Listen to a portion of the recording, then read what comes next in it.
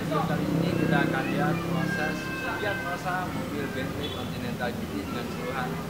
AC-nya tidak dingin atau kontrol indikasinya ngaco, panel-panelnya semuanya ngaco, dan seperti apa videonya sebelum kita lanjutkan. Jangan lupa like, komen, dan subscribe, juga follow Instagram kami di supercar.id.official. Oke.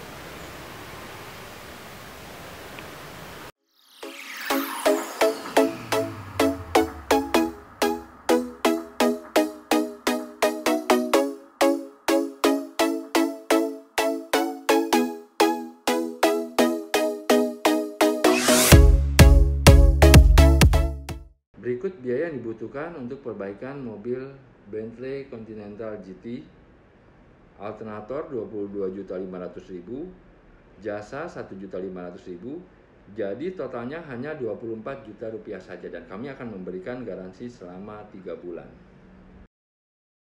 Proses penggantian alternator pada mobil Bentley Continental GT ini membutuhkan effort yang cukup besar karena posisinya itu ada di depan sebelah kanan bagian bawah dan tidak terjangkau, atau setelah alternator itu terlepas tidak bisa dikeluarin lewat atas maupun lewat bawah karena konstruksinya yang tidak memungkinkan untuk mengeluarkan alternator itu dari sisi atas ataupun bawah. Satu-satunya cara alternator itu dikeluarkannya itu dari sisi depan. Artinya proses penggantian alternator ini harus buka bumper depan,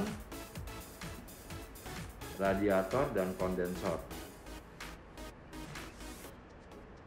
Itu kita lihat posisi alternatornya yang cukup rumit. Selain bumper depan, kita juga mesti bongkar fender depan sebelah kanan untuk mempermudah proses penggantian alternator ini. Mobil Bentley Continental GT ini memiliki keluhan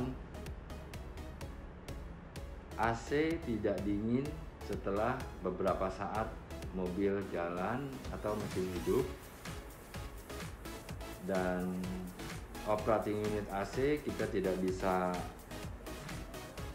kontrol melalui operating unit.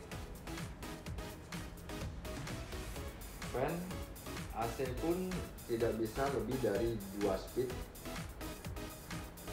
Lalu kita coba untuk diagnosa dengan menggunakan alat scanner, dan kita temukan di situ ada tegangan setrum yang ngedrop pada saat engine hidup. Artinya tegangan yang ada di mobil pada saat mesin hidup hanya sekitar 10 volt saja. Itulah yang menyebabkan kelistrikan pada sistem AC tidak berfungsi secara normal.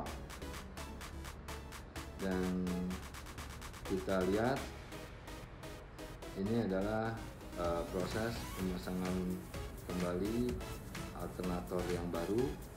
Sebagai catatan, sebelum kita lakukan pekerjaan penggantian alternator, posisi aki harus dalam keadaan dicopot positif dan negatifnya untuk menghindari korslet atau short circuit pada bagian terminal 30 yang ada di alternator tersebut. Karena apabila itu terjadi korslet, itu bisa mengakibatkan kerusakan yang lain selain daripada alternator itu sendiri. Pada saat pemasangan, pastikan tali kipas atau fan beltnya itu terpasang dengan rapi sesuai dengan spesifikasinya yang sebelumnya.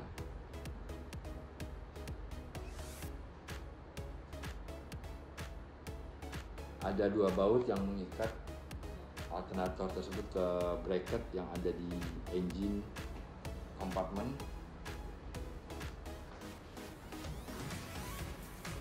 Pastikan juga kedua baut tersebut terpasang dengan kencang dan benar karena apabila tidak terpasang dengan kencang dan benar bisa mengakibatkan getar pada mesin.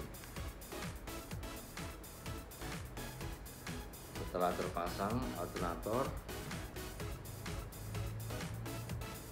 nanti kita bisa tes tegangannya. Seharusnya pada saat mesin hidup itu di atas 12,5 volt, atau lebih sering kita lihat di atas 13 volt, dan di bawah 14,5 volt atau 14 volt. Apabila kurang dari tegangan tersebut berarti ada masalah pada alternator, pada pengisian, pada sistem pengisiannya. Dan apabila tegangan lebih dari 14,5 volt, itu artinya terjadi overcharge pada sistem tegangan tersebut, dan itu pun tidak diizinkan untuk dihidupkan. Apabila itu terus dihidupkan bisa mengakibatkan beberapa kontrol unit akan mengalami kerusakan karena overcharge. Karena kontrol unit yang ada pada mobil ini membutuhkan range tegangan antara 10 volt sampai 13,5 volt. Sedangkan di bawah 10 volt kontrol unit tidak akan bekerja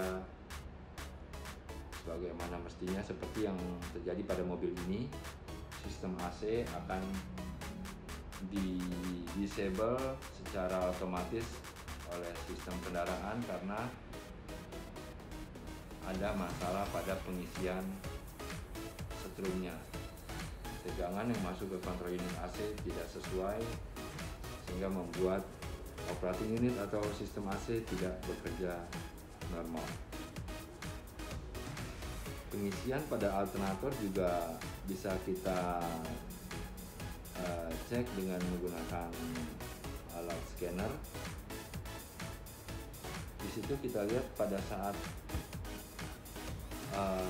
tidak ada beban dan ada beban, cenderung kalau normalnya itu tegangan tidak berubah signifikan. Tegangannya itu tetap di antara 12,5 sampai 13,5 volt. Range-nya segitu. Tidak boleh lebih atau kurang dari range yang diizinkan.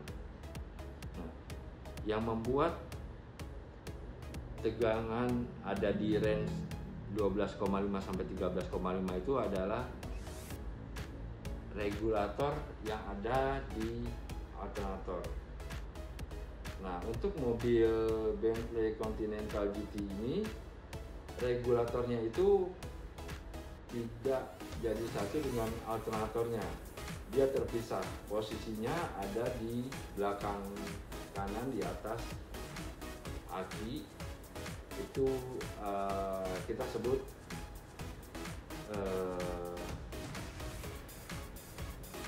voltage management module.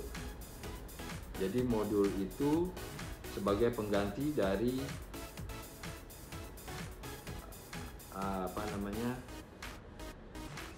regulator yang pada umumnya di mobil-mobil lain yang terletak di belakang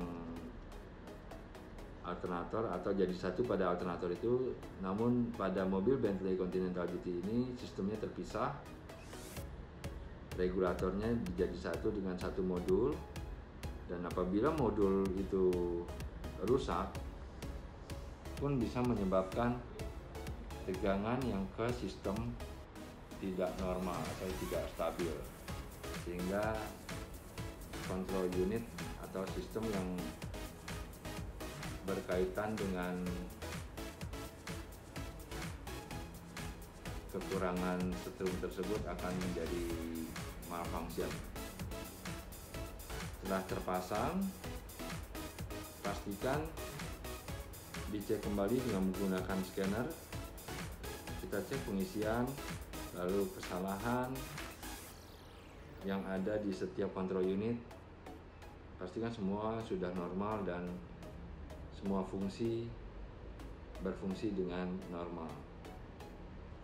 Jadi setelah kita ganti alternator, ternyata sistem AC-nya pun normal sekarang. Itu menandakan kurang setrum pada operating unit AC yang menyebabkan sistem AC tidak normal. Jadi bukan dari permasalahan AC secara generalnya.